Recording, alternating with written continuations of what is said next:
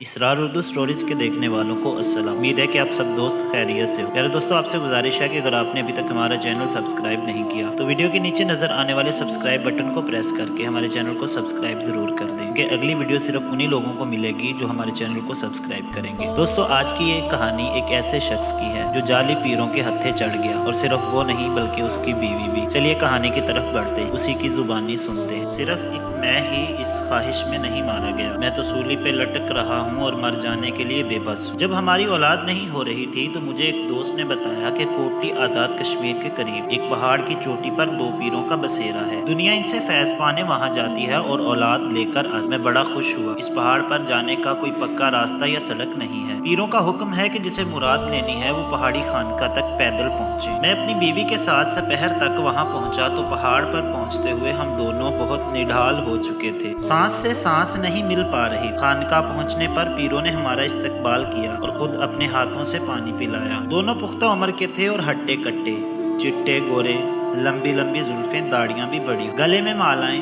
خانقاہ بڑی صاف ستھری اور پتھر سے بنے حجرہ نما کمروں پر مشتمل ہے۔ میرے علاوہ بھی کئی مرد اور عورتیں وہاں آئے ہوئے تھے۔ معلوم ہوا کہ پیر اولاد ہی نہیں، جادو ٹونے کا بھی علاج کرتے ہیں اور دعائیاں بھی دیتے ہیں۔ ان میں سے صرف ایک ہم تھے جو اولاد لینے آئے تھے۔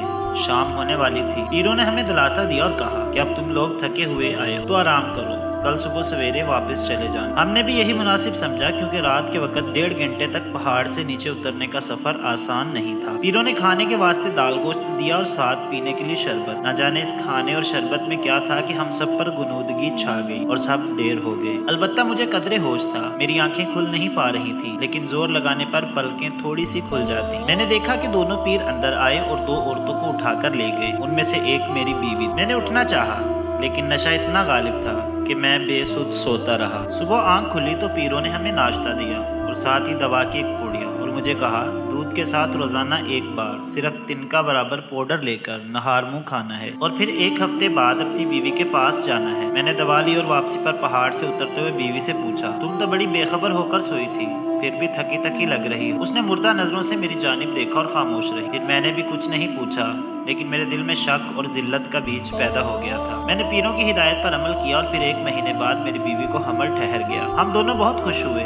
اس وقت میں بالکل بھول گیا، بلکہ جب ہمارا بیٹا پیدا ہوا تب تو خوشی سے ہم دونوں بہت خوش تھے، لیکن میں دیکھ رہا تھا کہ میری بیوی کی آنکھوں میں خوشی کے باوجود ویرانی سی اور دکھ کا سایہ ہے۔ بیٹے کی پیدائش کے 5 مہینے بعد میں الماری دیکھ رہا تھا کہ اچانک میرے ہاتھ وہ رپورٹ لگ گئی جس میں لکھا تھا کہ میں کبھی باپ نہیں بن سکتا تھا۔ رپورٹ پڑھتے ہی میرے اندر تلاطم مچا اور میں بہت پریشان، اور میں نے اپنی بیوی کو رپورٹ دکھاتے ہوئے کہا، تم جانتی ہو اس رپورٹ کے مطابق میں باپ نہیں بن سکتا۔ کیا پیر کی دوا کھانے سے ہمارا بیٹا پیدا ہوا ہے؟ اس کی آنکھوں سے آنسو پھوٹ پڑے۔ تم اگر اس رات جاگ بھی جاتے تو کیا کر؟ وہ تمہیں مار کر کھائی میں پھینک دیتے۔ پیر مجھے اپنے حجرے میں لے گئے اور اٹھا کر کہا کہ تم کو اولاد لینی ہے، تمہارے لیے یہ دوا تیار کی ہے، اس کو پی۔ میرے ساتھ ایک عورت تھی، اس کو بھی انہوں نے دوا پلائی، اور ایک پیر اس کو دوسرے حجرے میں لے گیا۔ دوا پیتے ہی میرے بدن میں آگ سی لگ گئی، کانوں سے دھواں نکلنے لگا اور مجھ پر مستی چھا گئی۔ مجھے اس وقت تمہاری ضرورت تھی، لیکن تم میرے پاس نہیں تھے، صرف وہ بے غیرت پیر میرے پاس تھا۔ وہ رات بھر مجھے اولاد دینے کی لوریاں دیتا اور کہتا رہا، تمہارا مرد ہجڑا ہے، ہجڑا۔ اب مجھ سے اور کیا پوچھنا چاہتے؟ میں تو اولاد مل گئی ہے، دنیا کو منہ دکھانے کے قابل ہو گئے، میں تو برباد ہو گئی، اللہ کو منہ کیسے دکھاؤں؟ وہ بیٹے سے پیار بھی کرتی ہے اور روتی بھی ہے، وہ تو اس کی حقیقی ماں ہے، اس میں اس کا کیا قصور ہے؟ قصور تو میرے جیسے مردوں کا ہے جو پیروں کی عقیدت میں اندھے ہو جاتے اور اپنی بیویوں کی کوکھ میں گناہ پالتے ہیں۔ اس کہانی کا اخلاقی سبق اللہ تبارک و تعالیٰ کا واضح قرآن مجید میں ارشاد ہے، میں جسے چاہتا ہوں بیٹے دے، جسے چاہتا ہوں بیٹیاں دے، جسے چاہتا ہوں بیٹے اور بیٹیاں دونوں ملا کے دے، اور جسے چاہتا ہوں بے اولاد چھوڑ۔ اگر آپ اللہ تبارک و تعالیٰ کے فیصلے پر خوش ہیں تو پھر صرف اللہ سے رجوع کریں، آپ کو کبھی بھی کسی قسم کی ذلت کا سامنا کرنا نہیں پڑے گا۔ ویڈیو اچھی لگی ہے تو اسے لائک کر دیں اور اسے اپنے دوستوں کے ساتھ شیئر ضرور کیجیے، اور مزید اس طرح کی ویڈیوز دیکھنے کے لیے ہمارے چینل اسرار اردو سٹوریز کو ضرور سبسکرائب کریں۔ شکریہ۔